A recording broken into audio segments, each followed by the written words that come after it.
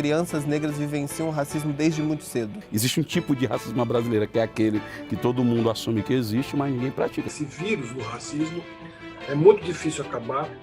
Ele está muito estruturado na nossa história, na nossa sociedade. Se o Brasil fosse um país que se enxergasse e dissesse eu sou preto, sabe? Eu sou um país pobre, nós jamais teríamos eleito o cara que a gente elegeu. Em muitos momentos a gente é reduzido a contar as nossas histórias de sofrimento, né? O racismo vai enlouquecer a vida da gente porque ele acontece toda hora, porque ele é estrutural, ele está nas relações sociais, no imaginário das pessoas.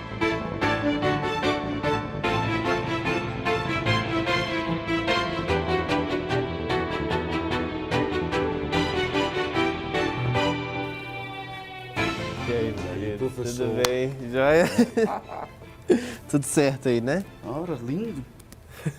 Descobri que era você aqui, já corri no brechó para preparar o meu visual, que eu não tinha roupa para esse encontro, né? Então... Mas tá todo bonito.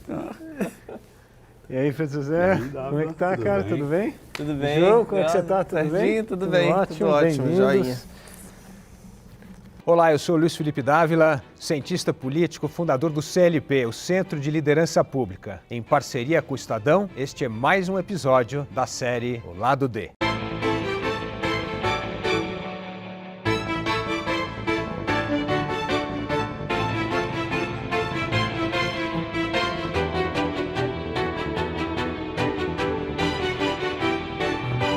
O racismo é um tema que nós precisamos debater na nossa sociedade. Mas qual é a origem dele? Antigamente, quando você lia os grandes clássicos, por exemplo, do Gilberto Freire, parecia que não existia o conceito de raça. Depois, esse conceito amadurece e, com ele, uma consciência não só de uma raça, mas também dos nossos preconceitos. Nós nascemos ou nós nos tornamos racistas?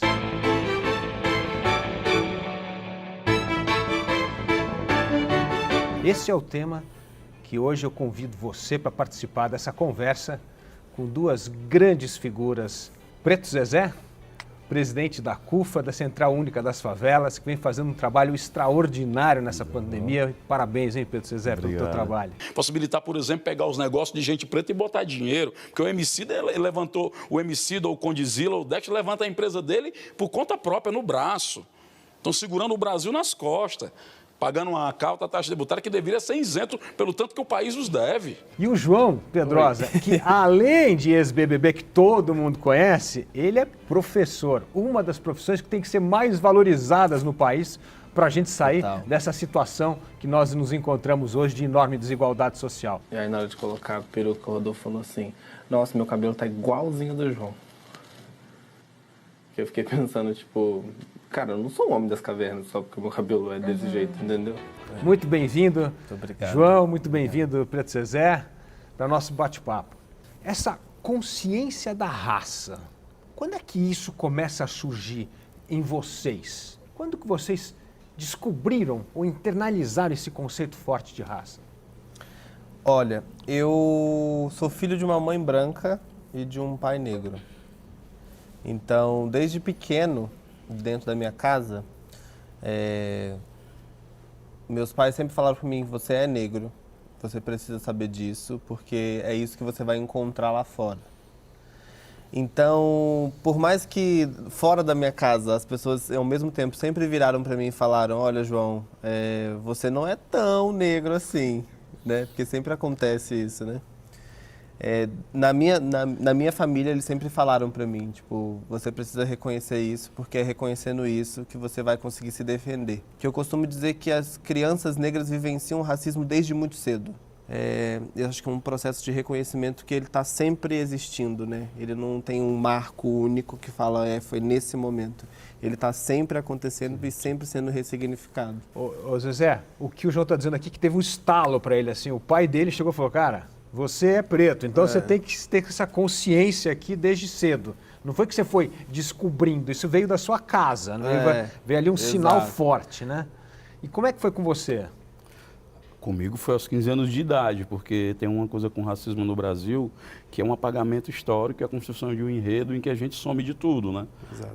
As pessoas falam sempre do 13 de maio com a princesa Isabel, mas ninguém pensou que foi o dia 14 de maio, onde a gente foi despejado sem terra, sem dinheiro, sem indenização, sem nada. Ainda colocaram uma plaquinha de que a gente era um escravo liberto e proibiram a gente de se reunir. Foi criado o Código Penal, foi construído um discurso na academia, na ciência, inclusive para justificar inferioridade, o sistema de justiça estruturalmente todo montado para legitimar essas leis. No meu caso, quando eu descobri com 15 anos de idade que eu era negro, volta uma fita de todas as vivências e angústias que a gente viveu e privações que a gente não conseguia configurar, mas conseguia sentir. Aí você descobre, né? Porque quem criou a conceito de raça foi o racismo. Quando a gente constrói a ideia do negro, da identidade negra, é uma luta de construção política para refazer, pegar esses cacos, né, de identidade, e aí geralmente a construção da identidade ela vai sendo problemática na medida que você passa a se negar, na medida que você foge de si, porque a construção histórica do país, ela lhe remete a um lugar de servidão, de sofrimento de pessoa menor, e ninguém quer ser isso, então a gente fugia.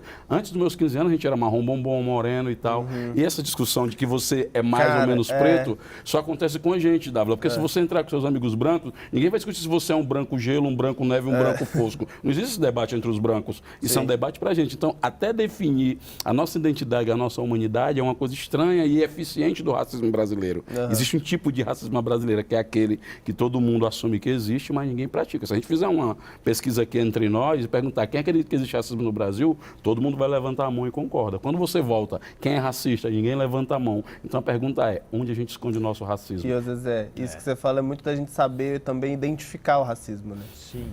Porque a gente vem de um processo de apagar ele o tempo todo, né? Ou então de minimizar a dor das pessoas e minimizar situações e momentos racistas, né?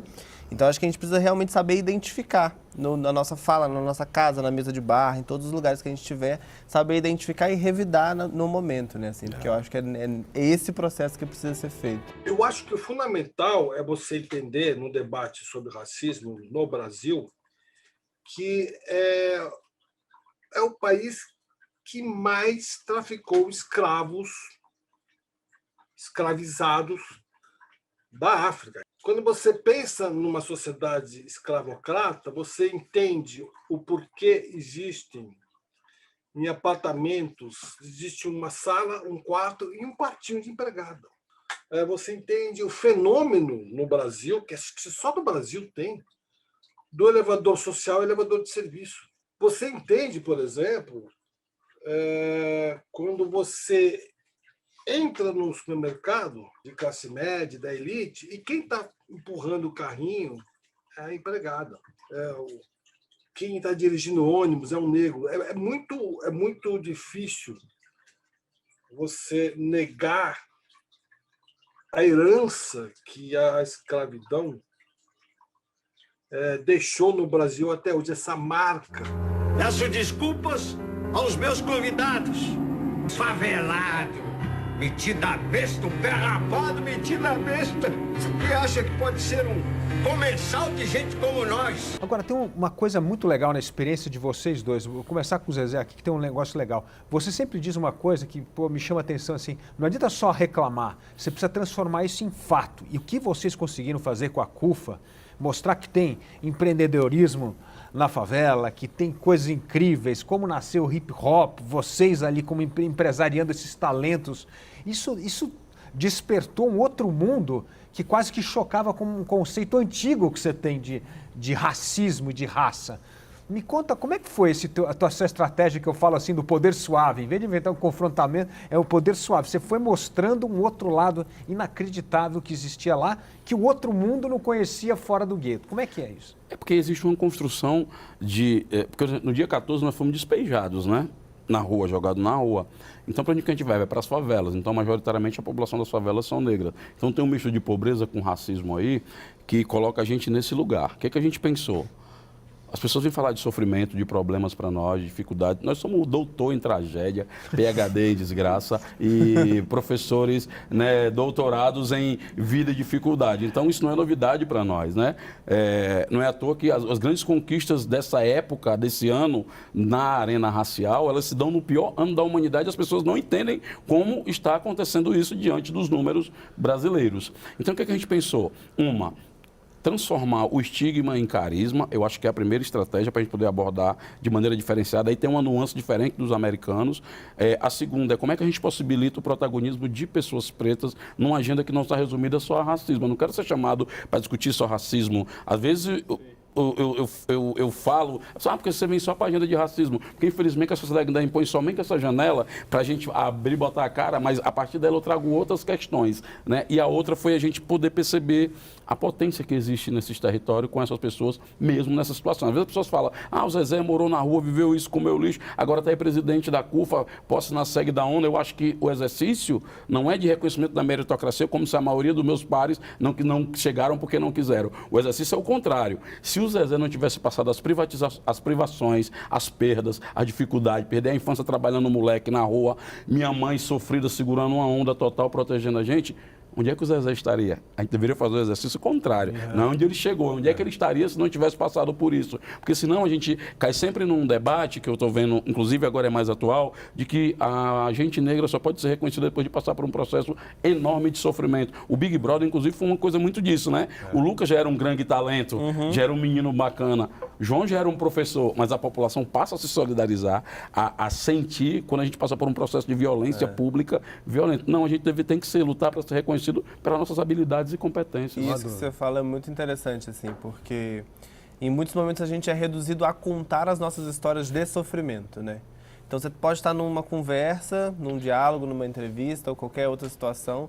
É tipo assim, e aí, Zezé, como é que tá? Tudo bem? Mas me conta lá aquela vez que você sofreu aquele negócio, né? Isso. É sempre assim, né? Às vezes a gente só quer falar que a gente gosta de comer tal coisa, que a gente assiste tal filme, que a gente gosta que a nossa cor é amarela, favorita, entendeu? Então, assim, não necessariamente a gente precisa estar o tempo todo precisando contar sobre essas histórias, porque essas histórias, elas também tocam num momento melancólico da nossa vida, assim, sabe? Você tem uma experiência incrível, né? No programa, quando teve a história lá com o episódio do seu cabelo, você usou aquilo para pontuar uma coisa importante que era um despertar de uma consciência. Conta um pouco, que foi um momento muito emocionante ouvir para você.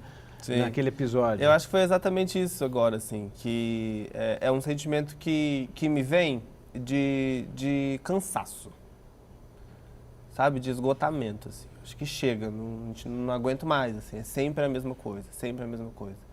E a gente sempre tenta, é óbvio, né, a gente sempre tenta nos esquivar dessas situações, a gente não quer vivenciar essas situações. E a gente não quer chegar a esse momento de ter de falar sobre isso o tempo todo. A gente quer que a gente não... Somos mais que isso. Eu sou mais do que isso. Eu tento, inclusive, aplicar constrangimentos pedagógicos permanentes, sempre que eu tenho oportunidade. Porque se a gente deixar, o racismo vai enlouquecer a vida da gente, porque ele acontece toda hora. Exato. Porque ele é estrutural, ele está nas relações sociais, no imaginário das pessoas. E do que vocês acabaram... Não, o que vocês acabaram de falar e o que eu respondi? Não, eu não te acusei. Então, o que eu faço às vezes? Eu espero um momento de aplicar constrangimentos pedagógicos, né? Tipo, eu estava em Fortaleza, eu fui numa área que tinha campo de golfe. E eu tava não fui lá de sandalinha, fui Tiger Woods, entendeu? Tinha aquela boininha que eu tenho da Kengo e tal, e tô lá. E o cara grita de longe, ei, traz o taco aí. Eu ouvi aquele negócio distante. Aí você olha pra você e fala, uai, mas... Aí eu deixei pra lá, né? Cara, você não... Daqui a pouco vem um cara no carrinho, João, no campo. Você trabalha aqui? Você é de qual parte aqui? Aí eu falei, eu sou da parte que é o proprietário e eu acabei de adquirir esse campo de golfe e hoje eu quero jogar sozinho. O cara... Não, desculpa, ou seja, aí o cara cai na real, e tem vários casos assim, porque como a gente transita agora nesses espaços mais, onde as pessoas não estão acostumadas a ver as pessoas pretas, nós somos invisíveis, nós estamos sempre por trás da cortina, nós estamos sempre servindo o café, nós estamos sempre na segurança, então as pessoas ainda não estão preparadas, porque essa é uma construção que tem que ser desconstruída, já que a gente aprendeu, a gente desaprende e aprende outros valores, que é da ideia do negro de servidão. Esse é o maior legado da escravidão no Brasil. Uma ideia de que, não, o cara chega na sala de aula, eu queria falar com o professor, o João, não, o professor sou eu. Exato, essa situação já aconteceu comigo uma vez mesmo, assim. Eu estava lá, tinha uma situação com um aluno meu que estava, me gerando várias coisas na escola, enfim, alguns problemas, aí eu falei, vamos chamar uma conversa. E aí tinha uma mesa. Aí sentou o aluno, os pais do aluno, a diretora, e eu estava um pouco atrasado, porque, morava em outra cidade e tal. E aí eu cheguei, e tinha uma cadeira que era a cadeira do professor, porque estava todo mundo só esperando o professor chegar para ter a conversa, e tal. E aí eu cheguei, sentei na cadeira e fiquei lá, e aí, gente, tudo bem? E os pais do aluno assim, tá, cadê o professor? E eu estava, há 5 minutos lá, sentado, assim. Então a minha imagem não é uma imagem que as pessoas esperam de que seja de um professor, entendeu?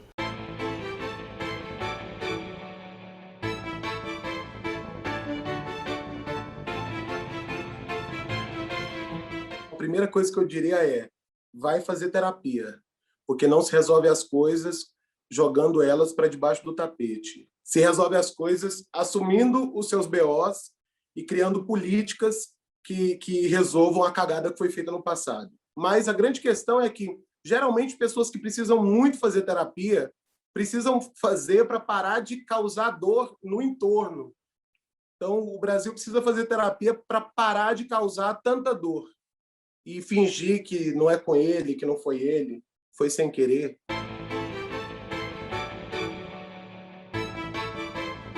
Mais do que eu quero, o Brasil que eu luto é um Brasil de oportunidades iguais.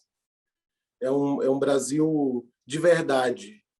Não é um Brasil inventado, um Brasil hipotético. Se o Brasil fosse um país que se enxergasse, se olhasse no espelho e dissesse: eu sou preto, eu sou um país preto, sabe? Eu sou um país pobre, nós jamais teríamos eleito o cara que a gente elegeu. E essa coisa de que os empresários vão nos cuidar, não vão.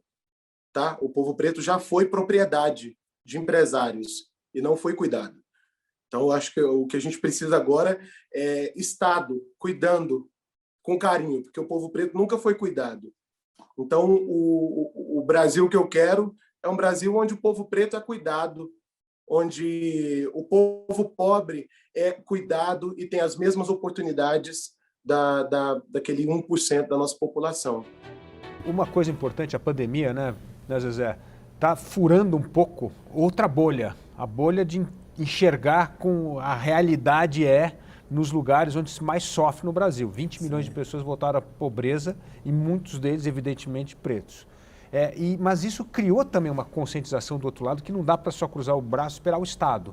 Você acha que isso vai ajudar a amadurecer essa consciência ou você acha que isso é uma coisa momentânea que pode voltar ao velho curso depois? Quando as pessoas, esses dias fui perguntado se as pessoas, jornalista perguntando, quando é que você acha que a gente volta ao normal? Eu disse: eu não quero que volte ao normal. Né? Mas como assim, gente? Eu disse: porque o normal era a gente naturalizando essa realidade que a gente está vendo hoje. Estava passando batido. Estava passando batido que a gente tinha dificuldade no acesso à saúde. Estava passando batido que a gente estava morrendo de uma porrada de doença. Quem estava passando fome, quem está com uma dificuldade. Hoje ninguém mais pode dizer isso. Hoje essa realidade convoca a sociedade brasileira a tomar uma decisão. Nós vamos enfrentar essa desigualdade que produz todo tipo de absurdo e bizarrice ou nós não vamos? Nas questões, a CUFA, assim, mais de 20 anos, a gente nunca pediu dinheiro, comida, a gente nunca foi a público fazer isso. Sempre foi uma instituição de ação de soluções dentro das favelas. Quando a gente vem nesse momento fazer isso, é porque não tinha outra alternativa que a gente não ia deixar os nossos pares morrerem literalmente de fome, sem nada, e a gente ficar ali olhando, não dava. O que aconteceu? A gente aproximou muito esse universo do terceiro setor, que está de parabéns, porque foi que deu um show durante a pandemia de logística, de tecnologia, de inovação, tendo à frente pessoas negras, e aproximação com setores do setor privado. Digo setores porque teve outros setores com grandes faturamentos que com 1% poderiam manter seus funcionários todos em casa durante a pandemia inteira, mas decidiram fechar e demitir. Então, ao mesmo tempo que a gente questiona e critica isso, a gente também tem que reconhecer que um setor, né, parte do setor privado, que começou a acordar, começou a pensar desenvolvimento do país, agenda pública, que aproximou-se também. Eu penso que essa química ela não vai se desfazer e eu acho que é o grande desafio nosso.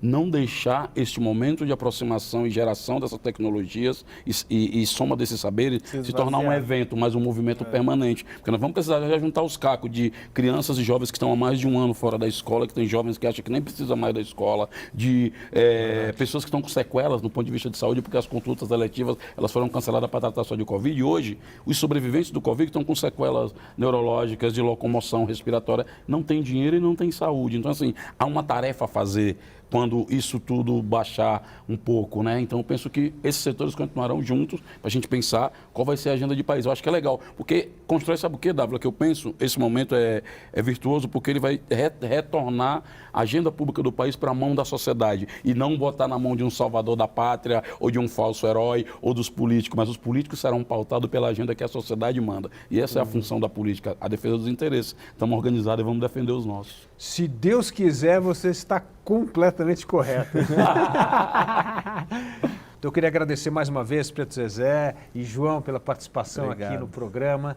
Muito importante vocês, como vocês orientam uma sociedade a amadurecer, a educar e a enfrentar seus próprios medos. É difícil na vida enfrentar qualquer medo que nós temos. Uma das melhores terapias existentes é enfrentar os próprios medos, enfrentar os próprios preconceitos. Discutir sobre o racismo é algo vital numa sociedade que precisa amadurecer. Porque é o amadurecimento da sociedade que vai fazer com que nós consigamos, juntos, sair desse atoleiro que o Brasil está. O atoleiro da pobreza, da desigualdade social, da volatilidade política e da falta de oportunidade econômica para muitos segmentos da sociedade. A conversa que nós temos hoje aqui é uma aula de como furar bolhas, bolhas de preconceito e fazer, como o Preto Zezé disse, uma educação por meio do constrangimento suave. E juntos, como disse bem o João e o Preto Zezé, com a mobilização da sociedade civil, não é com a ajuda de governo, é com a participação de todos. E nós só vamos conseguir participar como cidadãos e irmãos nessa jornada se nós entendermos os nossos medos e preconceitos.